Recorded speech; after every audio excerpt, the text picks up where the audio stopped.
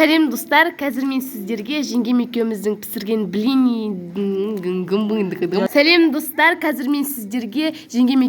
пісірген блинийдің рецептімен бөлісетін боламын.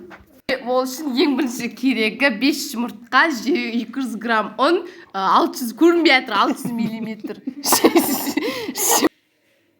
Қысқасы сүт, жемешкі май, ұн, су, қант, жұмыртқа керек.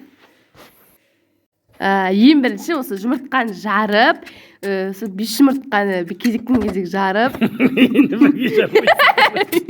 сосын үстіне қанттың бәрін салып жіберіп, араластырамыз, әлі араластырып жатыр, араластырамыз.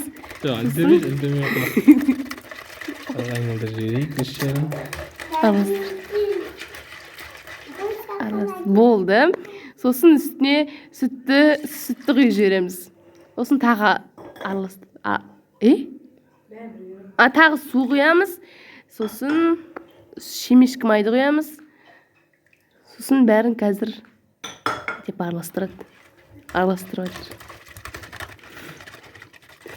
Мына жерде уже араластырып болып жатырмыз. Қазір содан кейін ұн саламыз. Ұнды салмастан бұрын ұнды ситодан өткізіп алады.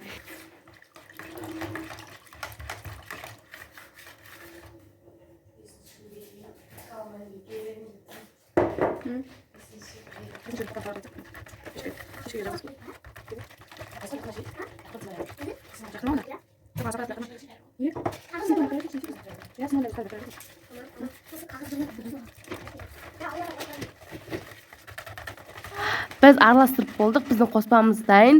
Енді біз блинийді пісіруге көшеміз. Алдымен немізді қыздырып алуымыз керек. Сосын орташа отқа 2 жағын қызарғанша блинийімізді пісіреміз.